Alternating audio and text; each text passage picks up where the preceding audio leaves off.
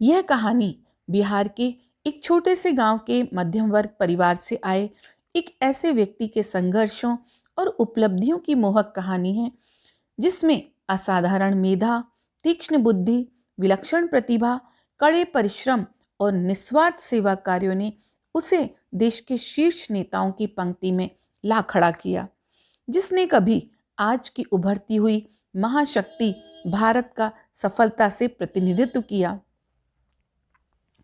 देश के नवजागरण और नवनिर्माण में अहम भूमिका निभाने वाले भारत माता के सच्चे सपूत, मातृभूमि के सेवा व्रतधारी, सादा जीवन, उच्च विचार के प्रतीक, भारत के पहले राष्ट्रपति डॉक्टर राजेंद्र प्रसाद का जन्म विक्रम संवत 1941 के माघ शीर्ष की पूर्णिमा अर्थात 3 दिसंबर 1884 को बिहार के सीवान जिले के जीरादेई ग्राम में हुआ।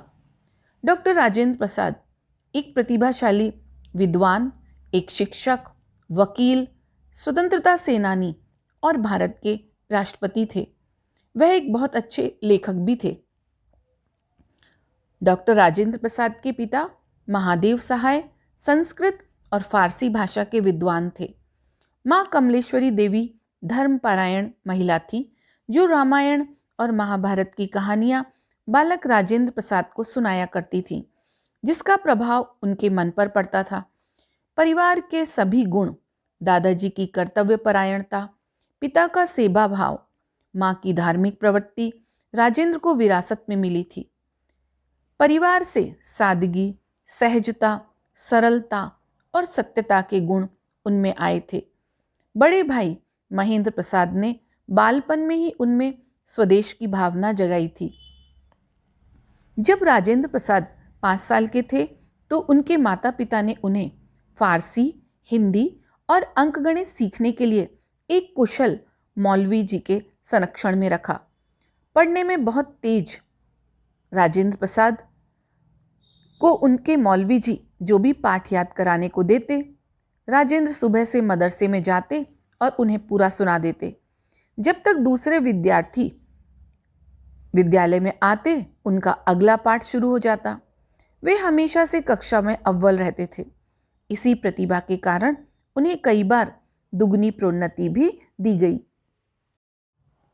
2 जून 1896 में 12 वर्ष की आयु में डॉक्टर राजेंद्र प्रसाद का विवाह राजवंशी देवी से हुआ। जीरादेई छपरा से प्रारंभिक शिक्षा के बाद में बड़े भाई महेंद्र प्रसाद के साथ राजेंद्र प्रसाद पटना के टीके घोष अकादमी में पढ़ाई करने गए। अपनी लगन, रुचि और परिश्रम से पढ़कर डॉक्टर राजेंद्र प्रसाद ने 1902 में कलकत्ता विश्वविद्यालय यानी अभी का कोलकाता विश्वविद्यालय, जिसके अंतर्गत बंगाल, बिहार, असम, उड़ीसा और बर्मा यानी म्यांमार का विस्तृत क्षेत्र आता था, वहाँ की परीक्षा में सर्वोच्च स्थान प्राप्त किया, जिसके फलस्वरूप उन्हें कई स्कॉलरशिप और पदक मिले। 1902 में प्रेसिडेंसी कॉलेज कलकत्ता में विज्ञान के छात्र के रूप में दाखिला लिया। उनकी प्रतिभा ने गोपाल कृष्ण गोखले तथा बिहार विभूति अनुग्रह नारायण सिन्हा जैसे विद्वानों का ध्यान आकर्षित किया। डॉक्टर राजेंद्र प्रसाद ने अपने छात्र जीवन में अपनी प्रतिभा और विद्वता से शिक्षकों को भी चकित कर दिया था। 1902 में कलकत्ता बोर्ड एंट्रेंस परीक्षा में राजेंद्र प्रसाद को सर्वाधिक अंक एक अंग्रेज परीक्षक ने दिए। परीक्षा में केवल 5 प्रश्न ही करने थे। राजेंद्र प्रसाद जी ने 7 प्रश्न के उत्तर लिखकर टिप्पणी लिखी, कोई 5 प्रश्न जांच लें। उत्तर पुस्तिका का परीक्षण करने वाले शिक्षक ने जब यह पढ़ा तो उन्हें लगा कि छात्र बहुत घमंडी किस्म का है, लेकिन जैसे जैसे वे उनके उत्तर पढ़ते गए, उन्हें समझ में आ गया कि यह विद्यार्थी विलक्षण है और उन्होंने उत्तर पुस्तिका पर लिखा, examinee is better than examiner, यानी परीक्षार्थी परीक्षक से बेहतर है। 1915 में उन्होंने स्वर्ण पदक के साथ LL.M की परीक्षा पास की। बाद में कानून के क्षेत्र में डॉक्टरेट की उपाधि भी ली। भारतीय स्वतंत्रता आंदोलन में उनका पदार्पण वकील के रूप में हुआ।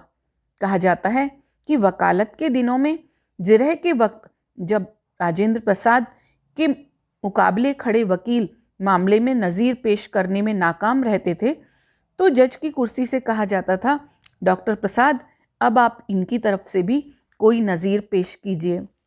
स्वतंत्रता आंदोलन में उनका पदार्पण वकील के रूप में अपने कैरियर की शुरुआत करते ही हो गया था।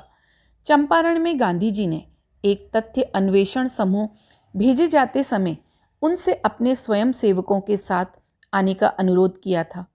राजेंद्र बाबू महात्मा गांधी की निष्ठा, समर्पण एवं साहस से बहुत प्रभावित हुए और 1921 में उन्होंने कोलकाता विश्वविद्यालय के सीनेटर का पद त्याग कर दिया।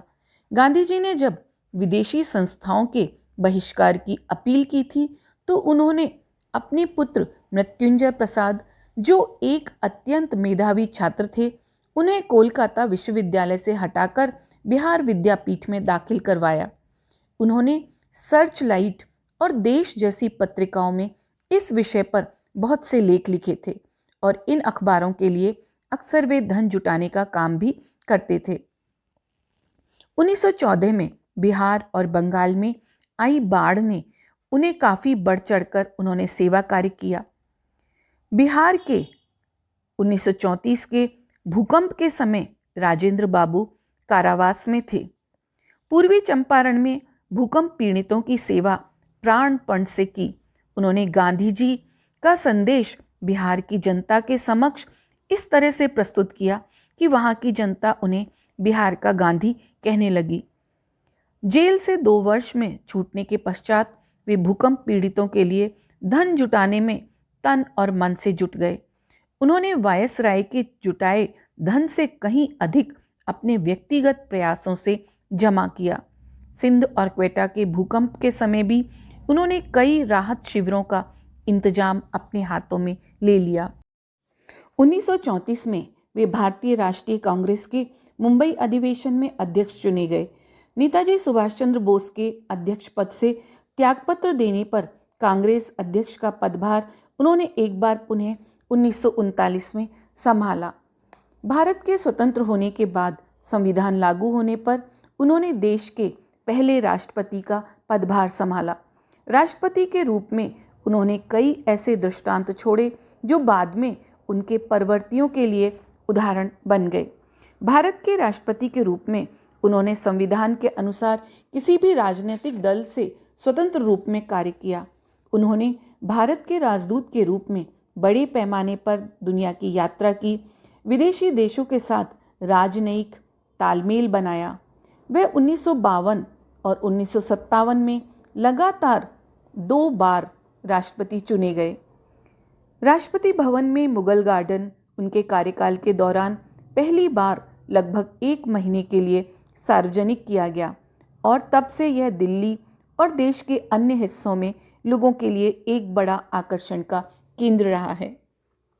गांधी जी ने एक बार कहा था, मैं जिस भारतीय प्रजातंत्र की कल्पना करता हूँ उसका अध्यक्ष कोई किसान ही होगा।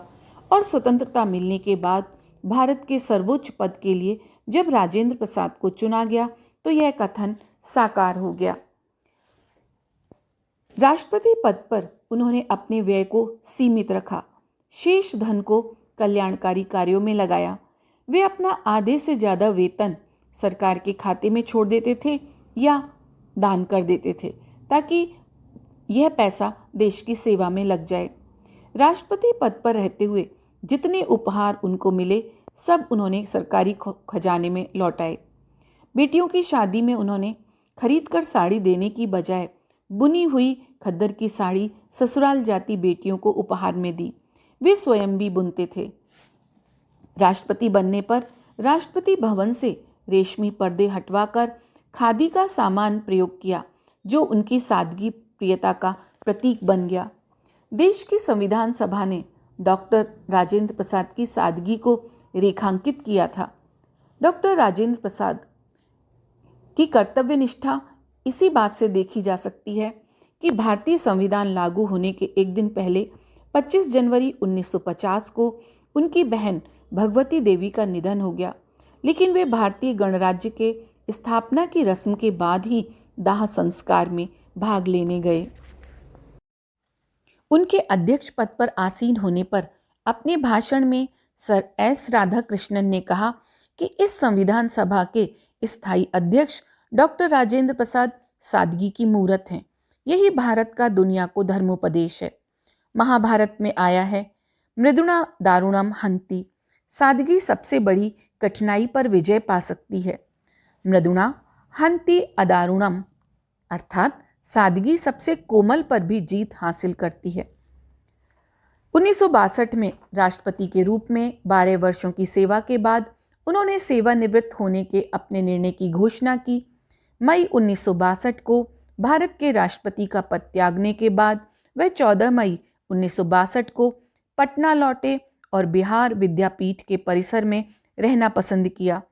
बाद में उन्हें देश के सर्वोच्च नागरिक पुरस्कार भारत रत्न से सम्मानित किया गया।